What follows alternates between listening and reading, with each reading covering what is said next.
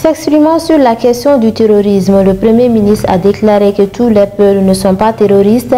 L'objectif est de créer la zizanie dans nos pays. Nous l'écouterons dans un instant.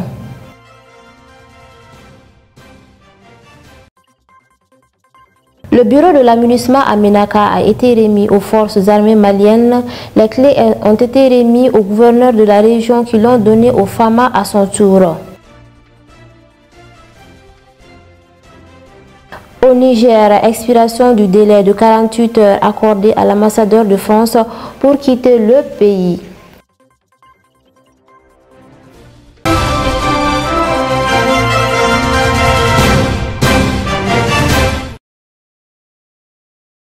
C'est toujours un plaisir de vous retrouver sur Nieta TV. Mesdames et messieurs, bonsoir et bienvenue dans cette édition. Tous les peuples ne sont pas terroristes. L'objectif est de créer la zizanie dans nos pays. Ces propos sont du Premier ministre. Il s'exprimait sur le conflit ethnique au Mali, évoquant la question du terrorisme attribué à la communauté Peul. Le chef du gouvernement a expliqué ce qui a déclenché la guerre civile dans notre pays. Je vous propose de suivre son intervention. Les Maliens se rappellent que le premier représentant des terroristes dans le sud du Mali, ce n'était pas un Peul, c'était un Keïta, donc quelqu'un du Malien du sud. Mais comment les gens faisaient? Après avoir bien temps terrorisé les Peuls, les faire peur, les amener à se replier sur eux-mêmes, on organise des expéditions sur les hameaux Dogon. On tue, on brûle tout, et on fait semblant de se cacher chez les Peuls. Les Dogons ont fini par chercher à se défendre. En se défendant, eux aussi s'en prennent aux Peuls. Et donc, quand le sang est versé une fois, c'est un poison. Donc nous nous sommes retrouvés avec la guerre civile. Mais pourquoi les Peuls?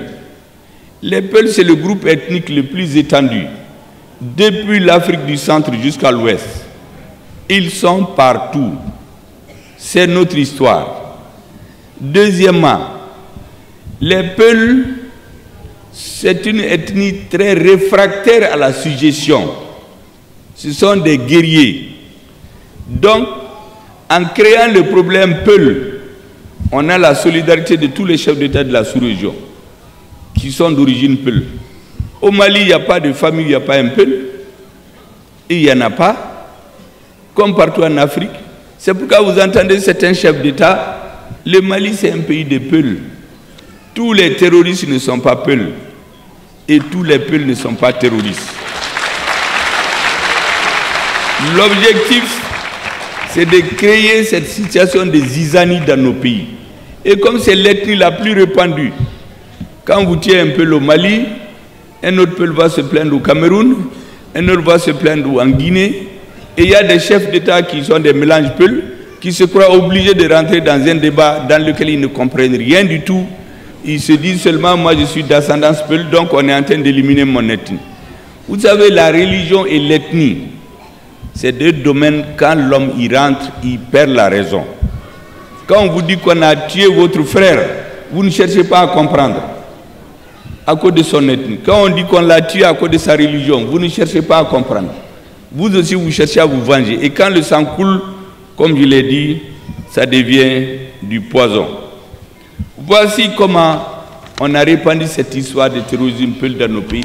Et beaucoup de jeunes Peuls qui ne comprennent rien, souvent en voulant se venger ou défendre leurs parents, sont rentrés là-dedans. Mais en fait, on les utilise. On est dans une période historique où des gens cherchent à régler leurs problèmes à la dimension de l'histoire. Ce monsieur ne voit que sa maison. On est venu tuer sa mère, ce Sonraï, ce Dogon, ce Touareg, ce Tarab. Mais en réalité, il y a quelqu'un derrière qui tire les ficelles, qui a intérêt. Le Mali, c'est un melting pot. Un Arabe a sa maison à Bamako, personne n'est plus malien que lui. Idem pour un Touareg et ainsi de suite. Moi, j'étais à Gao, Premier ministre, Mais toutes les ethnies m'ont accueilli là-bas. Les Arabes, les Touaregs, toutes les Touaregs qui sont très variés, mais toutes les composantes, je les connais. Les oreilles, les Peuls. Ils n'ont pas de problème entre eux. Donc c'est important que vous compreniez cet aspect-là. Parce qu'ils sont en train de mélanger tout et on se trouve avec des dirigeants qui sont utilisés pour faire des guerres. La finalité, c'est quoi? Avec la guerre civile, c'est de démoraliser la population, discréditer l'armée, qu'on va qualifier d'armée ethnique. Qu'il ne faut pas du tout que quelqu'un qui s'engage pour défendre notre patrie, qu'on cherche à le démoraliser. Il faut au contraire le soutenir. Le ministre de la Justice, garde des Sceaux, a inauguré le nouveau siège de la Cour administrative d'appel de Bamako.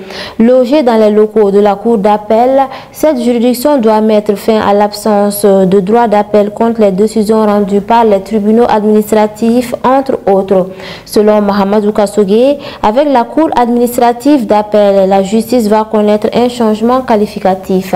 La Cour administrative d'appel de Bamako, qui est logée dans les locaux de la Cour d'appel de la capitale, doit mettre fin à l'une des insuffisances notoires de notre système judiciaire, à savoir l'absence de droit d'appel devant une juridiction de second degré contre les décisions rendues par les tribunaux administratifs. Elle met également fin à l'hypothétique option entre le déni de justice et l'illégalité contraignant la section administrative de la Cour suprême à connaître de l'appel interjeté contre les décisions des tribunaux administratifs. Selon le ministre de la Justice et des Droits de l'Homme, l'exercice des voies de recours devant la Cour administrative d'appel participe d'un accès qualitatif des justiciables à la justice. Pour Mamadou Kassogué, l'opérationnalisation de cette Cour va permettre à la section administrative de la Cour suprême de se limiter à son rôle de juridiction de cassation des décisions frappées de pourvoi rendues par la Cour administrative d'appel. Cela a l'avantage de réduire considérablement le volume des affaires de cette section qui reste compétente et pour statuer en premier et dernier ressort dans des matières qui sont limitativement énumérées. A précisé le garde des Sceaux qui a soutenu que notre système de justice administrative va connaître un changement qualitatif qui se traduira par une meilleure garantie des droits des justiciables, une célérité dans le traitement des dossiers et une amélioration de la qualité ainsi que de l'efficacité des décisions rendues. Comme toute nouvelle juridiction, la Cour administrative d'appel de Bamako a besoin de toutes les intentions nécessaires pour accompagner ses premiers pas à un moment où la soif de justice de nos concitoyens dans ce domaine est grandiose et urgente face à la lourde et exaltante responsabilité qui incombe aux membres de cette Cour. Le ministre Kassogué a assuré qu'ils peuvent compter sur le soutien et l'appui du département. Déjà, les initiatives sont en cours pour renforcer les capacités des magistrats affectés au niveau de cette juridiction à travers une série de formations sur l'adaptation aux changements, notamment à l'Institut national de formation judiciaire. Cette nouvelle cour est présidée par le magistrat Djougal Sissé. Il est accompagné par 8 conseillers et des rapporteurs. Plus de 5 millions d'irrégularités financières ont été décelées dans la gestion de la commune rurale de Liberté d'Embaya. Le bureau du vérificateur général a constaté ces irrégularités dans les exercices 2020, 2021 et 2022. Il ressort du rapport que le maire de la commune rurale de Liberté d'Embaya a ordonné le paiement de travaux non exécutés. Les faits dénoncés au président de la section des comptes et au procureur de la République près le tribunal de grande instance de la commune 3. Les états généraux de la décentralisation tenus les 21, 22 et 23 octobre 2013 à Bamako ont retenu la décentralisation comme un axe stratégique pour entreprendre la refondation de l'État malien. Malgré quelques progrès réalisés, les collectivités territoriales font face à des défis importants, notamment le financement continu de la décentralisation par des ressources internes, la sécurité et la paix sociale, la gouvernance inclusive du territoire et l'amélioration de l'offre de services de qualité aux populations. La mise en œuvre de l'accord pour la paix et la réconciliation issu du processus d'Alger, signé le 15 mai 2015 à Bamako, suite à la crise sécuritaire de 2012, a donné une nouvelle impulsion à la décentralisation à travers la création de nouvelles collectivités territoriales et le renforcement de leur autonomie financière. Ainsi, les collectivités territoriales percevront annuellement 30% des ressources budgétaires de l'État pour réaliser des investissements. La majorité des collectivités territoriales comptent sur les ressources transférées par l'État et les appuis des partenaires au développement à travers l'Agence nationale d'investissement des collectivités territoriales. La commune rurale de Liberté de Maya est l'une des 102 communes bénéficiaires des appuis suivant les comptes administratifs des exercices 2020, 2021 et 2022 de la commune rurale de Liberté de Maya. Le total des recettes et des dépenses s'élève respectivement à 1,492 526 193 francs CFA et 1,498 673 358 francs CFA. Rappelons que par ailleurs, que la commune rurale de la Liberté de Demaya n'a pas encore fait l'objet de vérification par les bureaux du vérificateur général. En termes de recommandations, la mission de vérification a recommandé le préfet du cercle de Caille de procéder à l'inspection périodique de la commune rurale de Liberté de Maya. Le trésorier PR de Caille de procéder au moins une fois par an au contrôle des règles d'avance et des recettes. Par rapport aux irrégularités financières dont le montant total s'élève à 5 952 507 francs CFA, il ressort entre autres que le maire de la commune rurale de Liberté de Maya a ordonné le paiement des travaux non exécutés. Le maire n'a pas fait de diligence pour recouvrer les loyers des magasins pour un montant de 2 260 000 francs CFA et aucune disposition n'a été prise pour le recouvrement des dits montants. Les travaux de vérification financière ont révélé que la gestion de la commune rurale de Liberté de Maya est entachée de dysfonctionnements de contrôle interne et d'irrégularités financières. C'est au tour du camp de la MINUSMA dans la région de Ménaka à être réceptionné par les forces armées maliennes. Le bureau de la mission des casques bleus de l'ONU a fermé ses portes. Les clés ont été remises au cours d'une cérémonie vendredi dernier en présence du gouverneur de Ménaka après 10 ans d'occupation.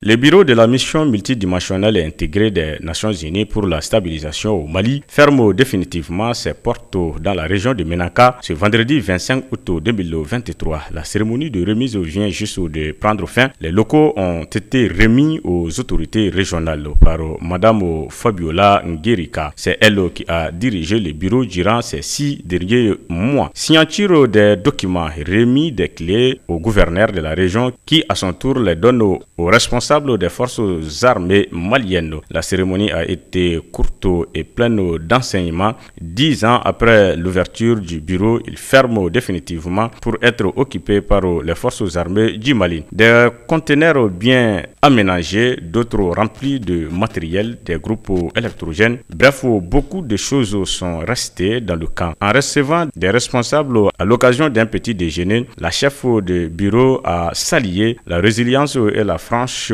collaboration des populations avec la mission multidimensionnelle intégrée des Nations Unies pour la stabilisation au Mali. La MINUSMA a fait ce qu'elle peut pour les populations. Elle s'en mais les Nations Unies restent pour aider le Mali, aider Ménaka. Mais mon pays, le Rwanda, a vécu des moments de violence, mais s'est relevé et constitue un exemple aujourd'hui. Vous aussi, vous vous relèverez un jour, a dit en substance Fabiola et devant les responsables. Ces derniers l'ont félicité et encouragé en décrivant son ouverture, sa tolérance et sa patience. La MINUSMA a beaucoup fait pour nous et elle s'en va aujourd'hui, a dit Nanou Kochia, maire de la commune urbaine de Ménaka. Elle a une approche captivante, nous confie un membre de la société qui espère qu'elle revient un jour à Ménaka. Pendant ces 10 années, la MINUSMA a investi des millions dans la région. Réhabilitation des bureaux, construction de bâtiments, construction ou réhabilitation des clôtures, financement pour les médias. À cela s'ajoute le financement des dizaines de projets à coût de millions également. La MINUSMA s'en va avec elle les hélicoptères blancs à bord desquels beaucoup ralliaient Gao puis prenaient les avions blancs pour Bamako. Ce confort est terminé. Quoi que l'on puisse dire, cette institution aura beaucoup fait dans la région de Ménaka, cela, même si beaucoup s'accordent à reconnaître qu'en matière de sécurité, les défis sont grands